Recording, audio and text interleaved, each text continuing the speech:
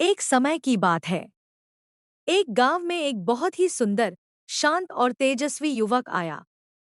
उसका चेहरा दिव्य था और उसके व्यवहार में विनम्रता साफ झलकती थी। वह घर घर जाकर भिक्षा मांगता और लोगों को आशीर्वाद देता था। एक दिन वह एक समृद्ध घर के द्वार पर पहुंचा। घर की स्त्री जब बाहर आई तो युवक का रूप देखकर मोहित हो गई। उसके मन में गलत भावनाएं जाग उठीं। वह बोली, महाराज, आप बहुत थके हुए लगते हैं। कृपया आज हमारे घर विश्राम कर लीजिए।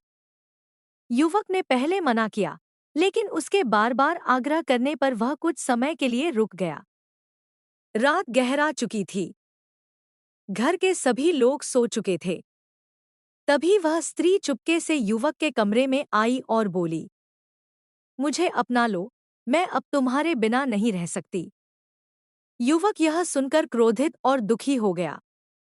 उसने कहा, तुम कैसी स्त्री हो? तुम्हारा पति इसी घर में सो रहा है और तुम ऐसी बात कर रही हो। यह बहुत बड़ा अधर्म है। लेकिन उस स्त्री के मन पर मोह और पाप का अंधेरा छा चुका था। वह बोली, अगर तुमने मेरी बात नहीं मानी तो मैं शोर मचा दूंगी। युवक शांत स्वर में बोला, तुम जो चाहो कर लो, लेकिन मैं अधर्म का साथ कभी नहीं दूंगा। उस स्त्री ने अपने पाप को छिपाने के लिए एक भयानक कदम उठाया।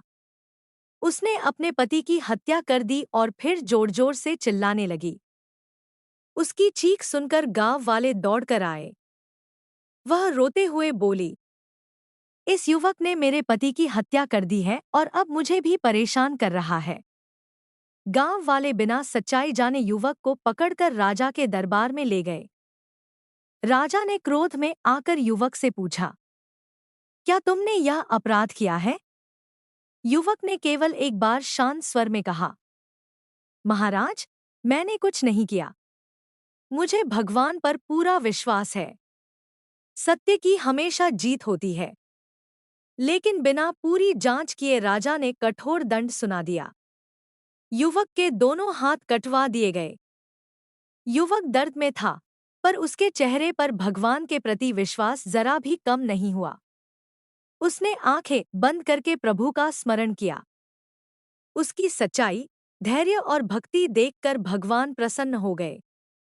अचानक एक दिव्य प्रकाश प्रकट हुआ। सब लोग आश्चर्य से देखने लगे। उसी क्षण युवक के हाथ वापस पहले जैसे हो गए। यह चमत्कार देखकर राजा और गांव वाले स्तब्ध रह गए। सभी को समझ आ गया कि युवक निर्दोष है।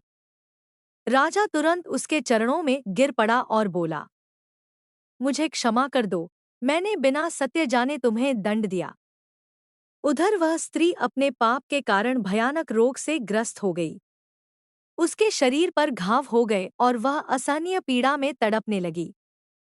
वह दिनरात पछतावे में रोती रही और अंत में अपने पापों की सजा भोगते हुए तड़प कर मर गई। युवक ने सबको क्षमा कर दिया और गांव